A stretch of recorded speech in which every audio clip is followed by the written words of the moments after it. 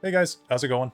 Welcome to a new video. Today I wanted to just show you guys the best way to kind of optimize a solo run for Elden Ring Nightreign, because I've heard that a lot of people have been having trouble with that. So I'm going to go here first. You want to go to the round table and select Expedition type single players. That's going to be really important for your run, obviously, to get into a single player mission. And I'm just going to be showcasing the first boss. This is the Tricephalos. This is the three-headed Cerberus type dog, and it's actually a gatekeeper boss for unlocking the rest of the bosses in the game. So if you're having trouble with this boss, consider this kind of a guide specifically for this boss. Things to look for, I suppose, when facing against any kind of boss in this game. So you'll unlock others after you kill the Tricephalos, but they'll all have some sort of a weakness, right? So the Gaping Jaw here, you can see its weakness is poison. So there's going to be an effective damage type that the game will help you to prioritize as you're going through the game. The game is like a roguelike, so you're going to have to find items as you spawn in. So Tricephalos here is weak to holy damage, and we're going to try to prioritize holy damage as we go in. We also have relics here that we can use for Wilder, and I'll just use some, well, I don't know, a little bit more basic items. I believe Wilder has... we'll use this one. So Holy Attack Power up +2 is going to be nice for this build. Wilder also Art Gauge greatly filled up when ability is active. That'll be nice as well. And we'll do the Slate Whetstone. Follow-up attacks possible when using character skill. So that's going to be everything that we've got for him. We're going to go in and commence the solo expedition. Okay, the first thing to prioritize when you're playing this game is to look for effective damage types. So we found a Holy Ruin here, which is going to be really nice for us. This is not to be confused with this Lightning Camp over here. So the symbols are very, very similar. A Holy site is going to basically have a little ring around the yellow thing right here, and it's a little bit darker of a shade of yellow.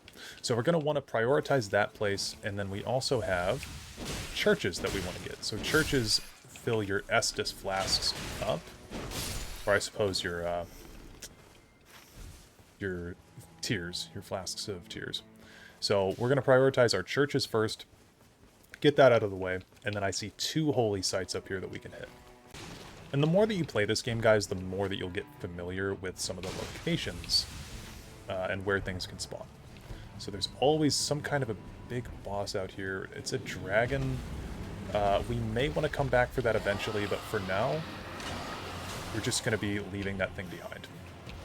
I'm going to pin on my map where the next church is, and then from there we can figure it out.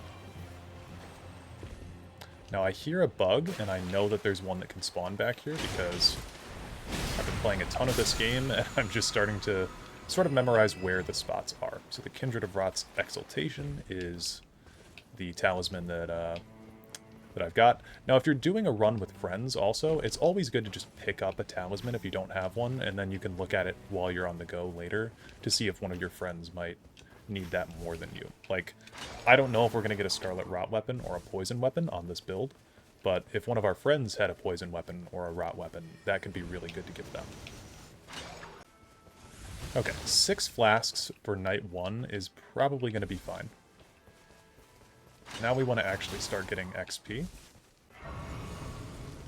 because we're still level 1, which is problematic. A couple really good starting locations, too, are any of these, I call them cathedrals. Any of the cathedrals are really, really good for starting gear. And a big reason that we're using Wilder is because Wilder actually gets a mulligan on death. So anytime that we normally would die as Wilder, we'll actually get bumped back. And then we'll be able to, oh shit, sort of get a second life. And it's good to be kind of safe when you're fighting some of these guys. No need to take things super crazy yet. The camera in this game is so bad. Okay, our mulligan hasn't been used. I think I'm just going to throw another one of these. Okay, we didn't hit the Albinoric, but we'll get him. Yeah, the camera is just so bad. Okay.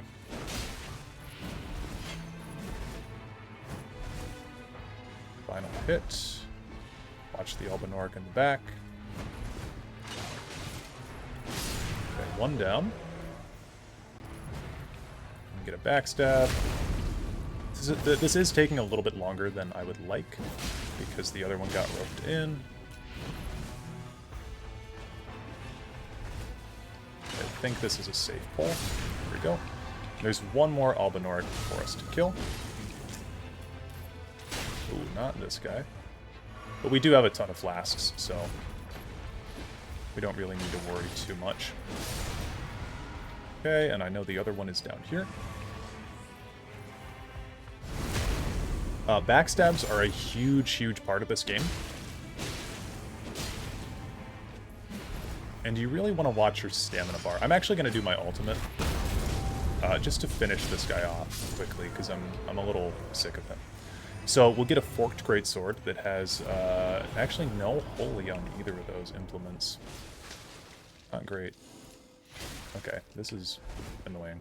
We're going to go level up really quick. And the ring is closing, so we will have to be fast with the next couple things we do. So I'm just going to take the greatsword, because it synergizes with Wilder's kit.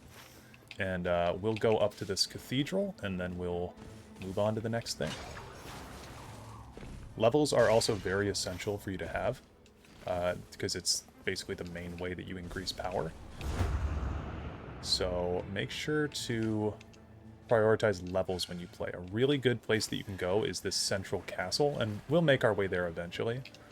But just know that that is always a superb place to get levels. If there's not the magic troll guys.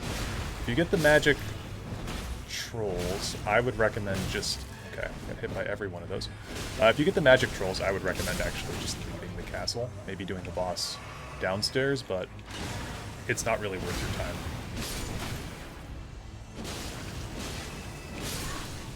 Okay. Gargoyle's Sacred Greatsword. That's pretty good for us.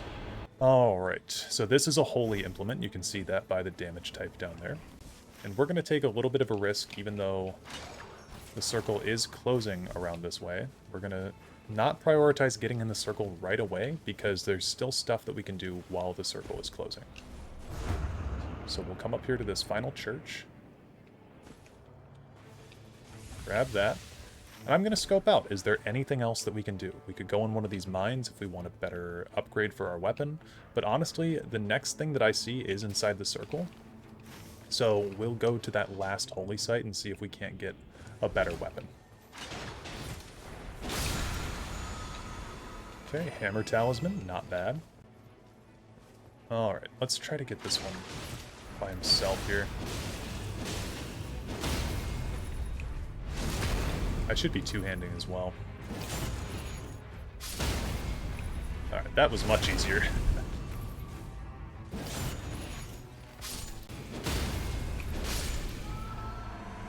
What are we going to get? Sacred Flamberge is pretty good to have, and we can actually power stance these now. There's a room in every one of these ruins that you can go down into as well. I skipped it on the last one just for the sake of time efficiency. But you can potentially find holy stuff down here. So we've got holy grease and holy pots.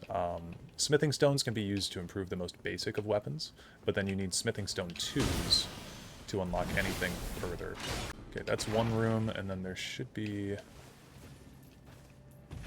No, I think that's the only room, actually.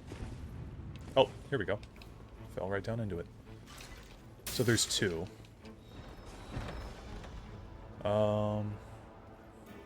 None of this is great for my build. I guess we'll take more holy grease. And then we'll move on to this castle here. But yeah, we can see that there's an abductor virgin in here, so we'll go fight this. And these forts are really nice for getting a bunch of levels. I'm going to take out the little guys first because they are just annoying. And the actual abductor virgin itself is quite weak. A holy tree spear or a monk's flame blade. So improved attack power at full HP or improved attack power at low HP. I think we'll actually take the tree spear because it's holy and we are more likely to be at low HP than full HP on this character. And I know it might seem like a waste of time to kill some of these guys, but they are worth more runes than you might think. Everything's been scaled up in single-player mode, so the runes that you get from doing simple actions give you more. And just from base Elden Ring, it gives you more as well. Stone Sword keys are really nice because they open Everjails, and there's actually an Everjail right up here that I bet we could hit pretty easily. Okay, Rains Gather. Portending the tide of the night, I think is what that said. Which is fine. We're inside the ring. It's going to begin closing, but we can get a head start on stuff throughout the day. The next day, if we take out whatever's in here first. So this is really unfortunate that it's these guys, honestly. Because they are kind of tough. If you know how to parry, these guys get a lot easier. But you still have to fight 3 of them at a time. Hopefully our weapon art gauge, or our just general art for our character. It's kind of like an ultimate ability. Okay. And I just like to back up on these. Get one down. Halberd guy. Oh, yikes. Thought that he was swinging his thing.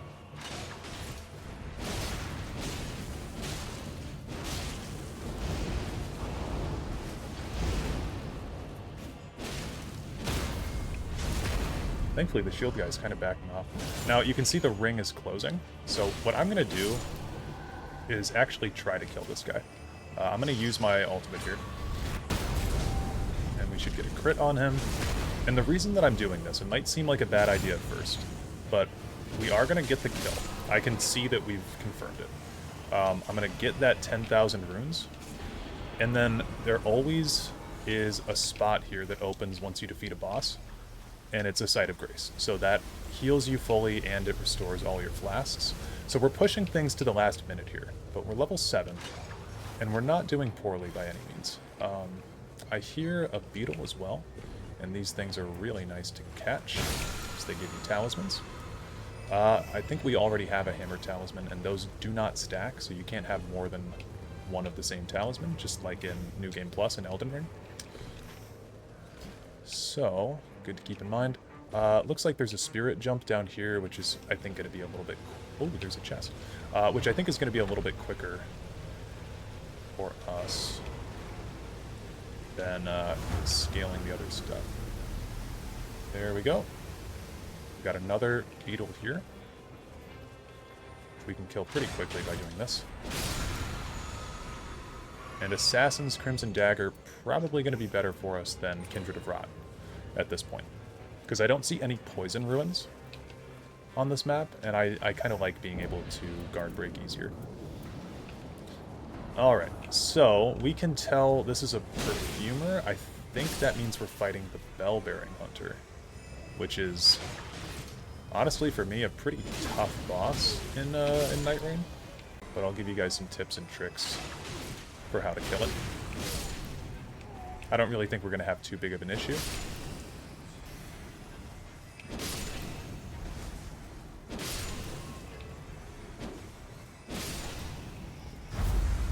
That's not a part of our thing. So yeah, it's the Bell-Bearing Hunter. You really need to just be patient with this guy. So wait. Ooh, see. Started panic rolling. Wait till he's done with his attacks. He normally has like 3-hit combos. 1, oh, 2. And then he's bringing it back, see, 3. Rather than power stancing, I'm just gonna get... There we go. Two-hand this. Ugh. You really do need to be patient with him. And you can space him out. If you're ever feeling overwhelmed by him, you can space out, and you should be fine, typically. Yeah, I'm not doing a great job showcasing this, am I? Okay. Greedy.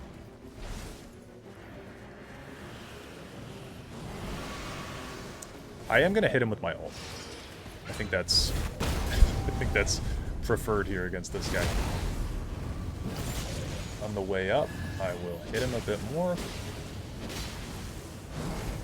So Wilder's ult does a ton of stance pressure. So just know that you can pretty reliably get people down with it if you're smart about when you use it. Don't quite want to heal yet.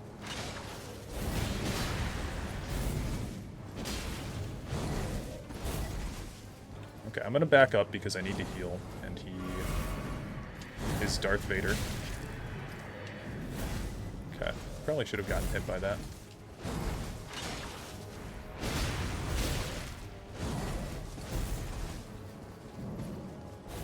So personally, the way that I play, I take a lot of hits. I'm trading with him a lot. We want to be careful because we do have one flask left. But I think we're also really lucky that that didn't hit us there. Oh my god. That has insane reach.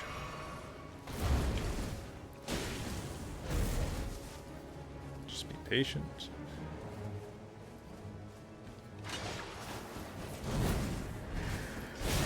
Man, he has gotten me with that nearly every time. Okay, we're just a couple of hits away. And this is a good option. I tried to go for the hit. I really don't want to lose my thing. I'm going to pop my... Ooh. Got him. Okay. Wow. That was, was much more stressful than it needed to be. Attacked enemies die regardless of remaining HP on occasions. I think off rip is going to be the best one out of those. So we found another stone sword key. We want to make our way towards this castle because that's where a ton of the XP in this game is. And you can actually get an early start on running. The titular Nightreign is going to hurt you a little bit, but if you know that there's a site of grace on the way, you can heal up and be totally fine. And on day 2, they show you where a bunch of bosses are on the map. So there's one here, right next to the Everjail that we're about to do. And we'll see what it is, but I don't feel super good about it off the bat. Sometimes it's better to just go straight to the castle and get guaranteed XP from killing... Oh yeah, see, an ulcerated tree spirit, I don't know about that one. I really don't know about that one. I can fight it, I just don't... I think it'll be a waste of time. Time is a huge factor for Nightreign. Okay, these guys are also kind of annoying. But they've got way less health than the ulcerated tree spirit. I'm intentionally backing away from that tree spirit too, because I don't really want the smoke. Now, I'm gonna do my ult. Try to get her down a little bit, that way they're a little even. And I'm even considering throwing my holy pot at one just to get some...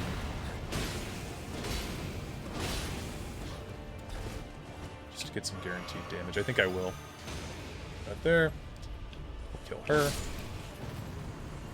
And maybe we could have better used that on the dog at the end, but I'm hopeful that we'll find some more stuff. Okay, let's immediately go to the castle. I don't... Oh, there is a poison ruin. I don't want to deal with the tree spirit, to be honest. And we haven't even seen the castle yet, so we're going to make our way there. There are birds that you can use to travel around the map. We just don't really have any near us, so it's not super worthwhile, but you'll honestly make it pretty far just by running, if you ask me. And honestly, guys, like, these ruins here, they could be good for, like, night too. But during the day, I think it's best to try to get the castle. Night 2 kind of clarifies where you're going to go, so you can leave some of these options open. But sometimes the castle is not available. Smithing Stone 2 is awesome. Here we find a dead Duchess. And the Duchess's grief will give us some extra dex. So I'm going to grab that, and then we're going to keep on going.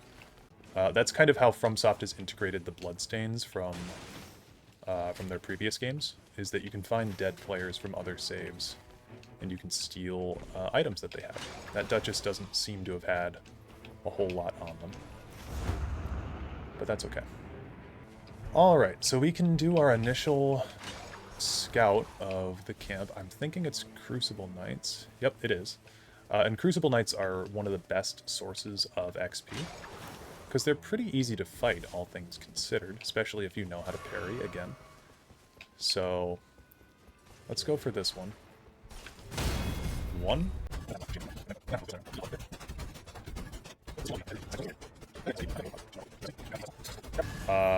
This is going to be a little bit trickier than I'd initially thought. These guys do give great items and XP when they die. So, there's two over here. I'm trying to debate with myself if we go for these two or go downstairs. Godskin Stitcher.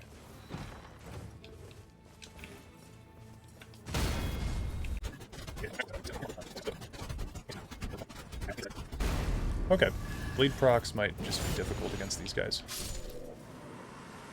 And no item. We get the items from the tree-wielding ones. Let's just go for this guy.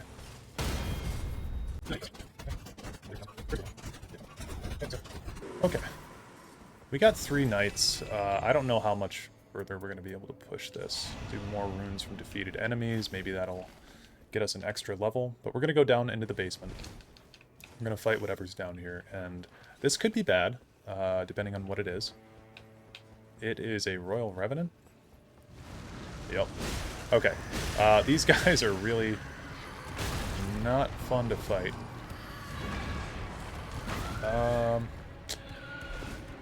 It might be, yeah, it's you gotta know when to leave, right? If I was playing somebody with a colossal weapon like Raider, or if I'd taken that troll weapon, then maybe. But Wilder, I think alone against that thing is just bad news. So, bit of a time waste, but I wanted to see what was down there. Because if it was like the Red Wolf of Radagon or something easy, I guess not easy, but with low HP, we could have taken it. But we're getting to the end of day 2. So let's just try to take on one more tree guy. We're kind of close to the rim of the circle, but far enough away that I think we can at least confirm the kill on them.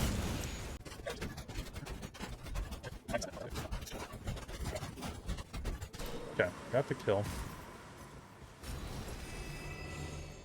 Man, not great. That's a lightning weapon. We're not using lightning. Go for this one.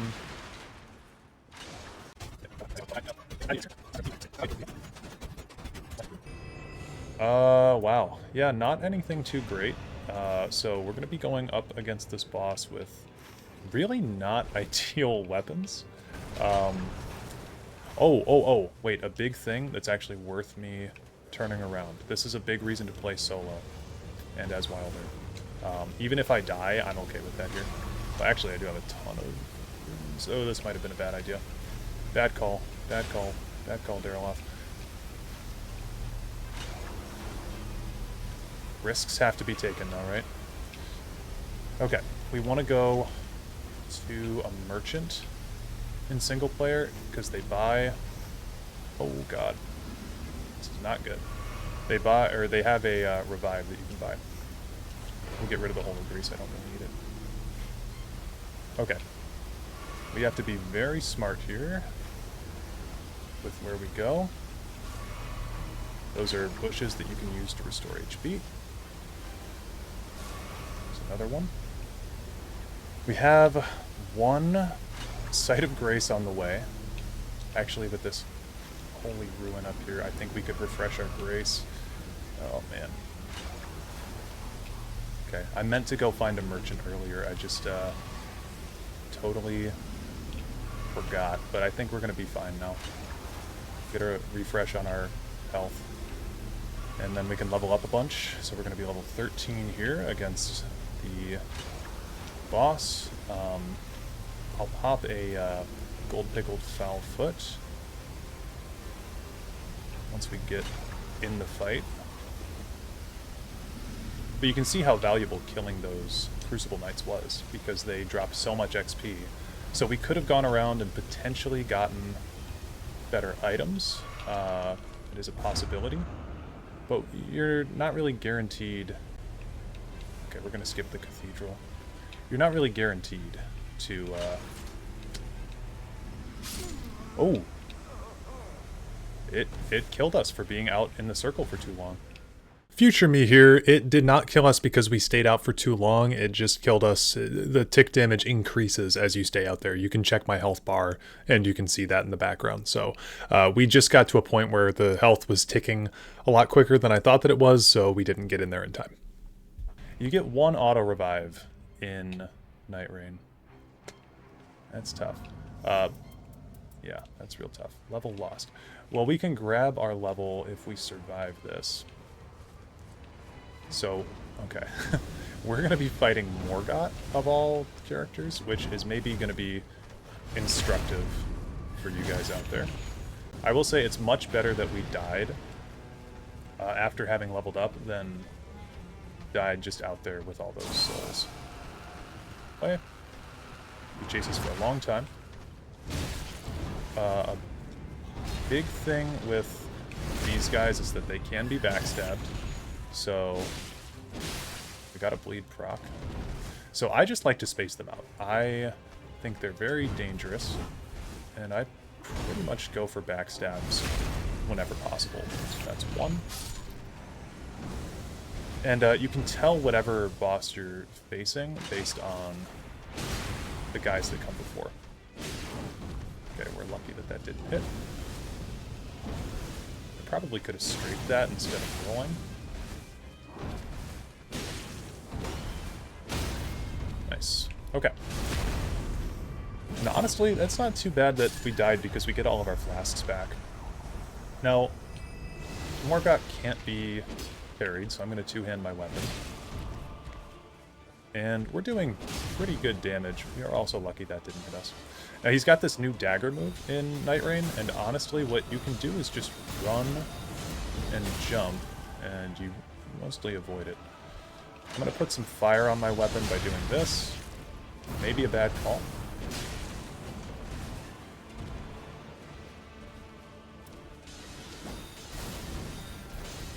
Okay. Early dodge on my part.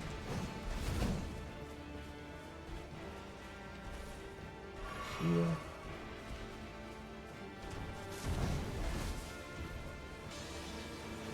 Okay.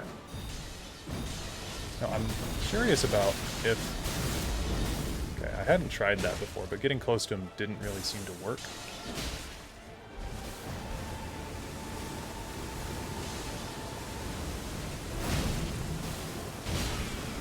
Okay.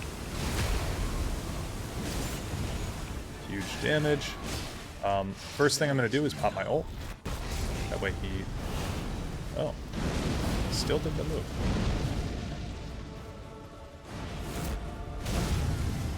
Yeah, you just need to be careful when he does that.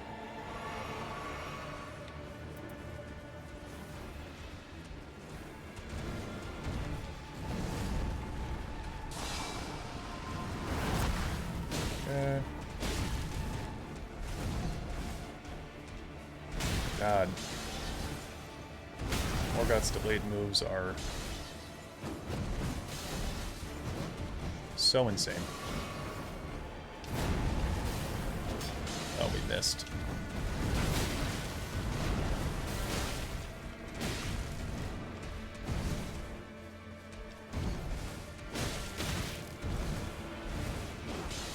Oh god. Morgott, please. I'm trying to make a tutorial here.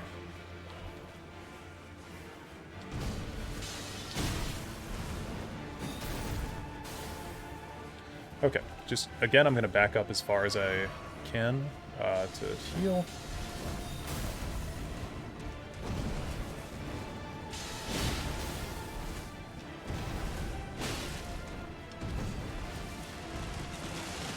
Okay, he's doing his dagger move again. Just remember, trying to run and jump. I ran out of stamina there at the end. We're gonna play smart. Smart, not stupid. Okay, I'm actually gonna play a little stupid there. Get 2 hits in him while I can.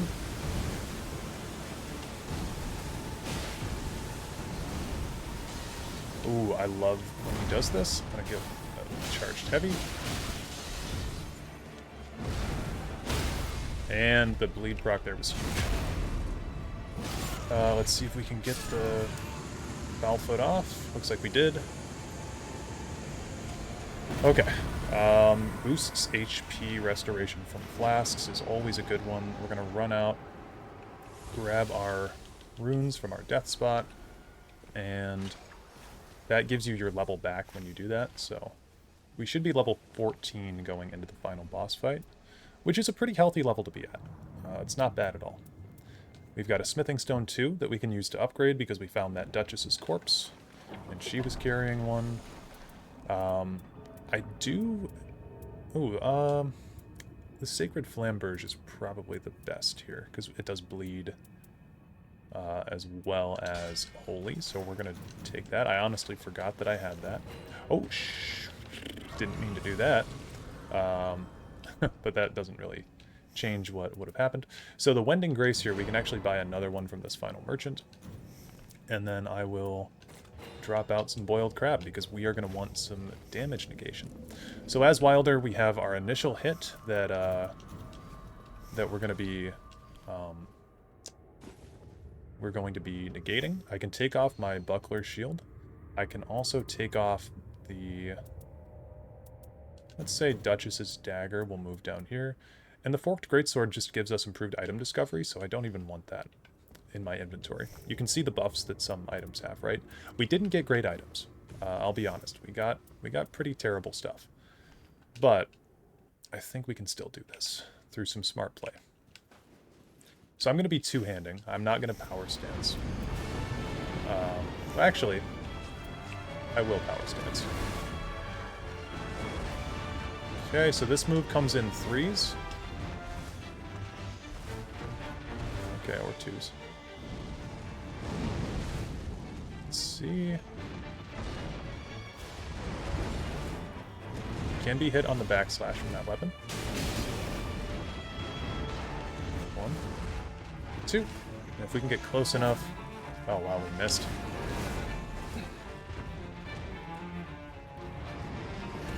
I always dodge to the right on that, and it works out for me.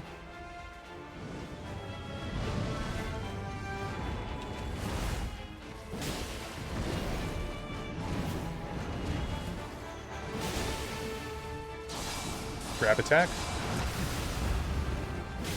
Okay, there's the holy debuff. So, you can see it on Gladius's body, on the dog. Okay, I was trying something new there by running towards him to get a punish, but it doesn't look like that's possible. This one, though, seems like you can sprint forwards.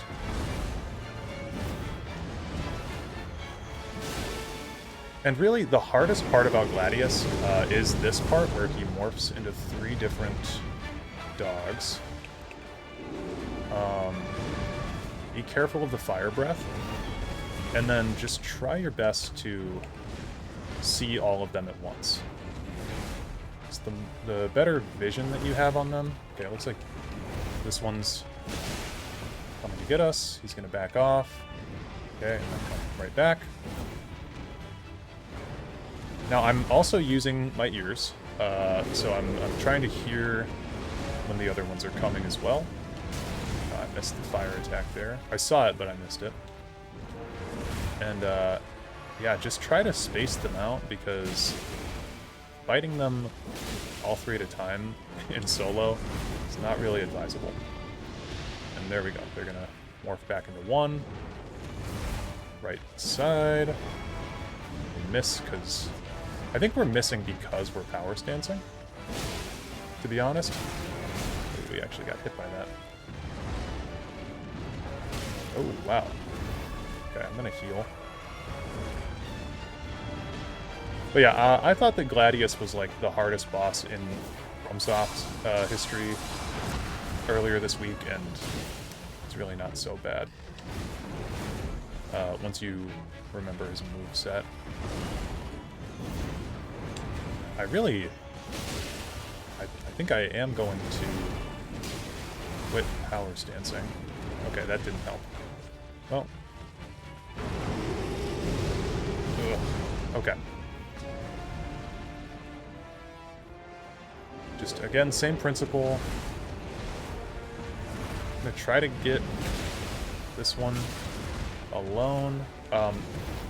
Remember, too, though, we do have 4 revives as Wilder, basically. Oh, shouldn't have healed. That's... Man, now I'm getting impatient.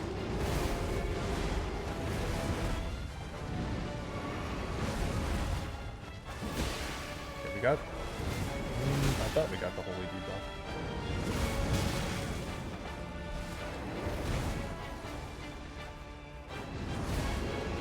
You can tell when they're gonna pounce on you. Their body language really gives it away. Let's go for a jumping heavy. Now we haven't gotten a bleed proc or a stance break yet.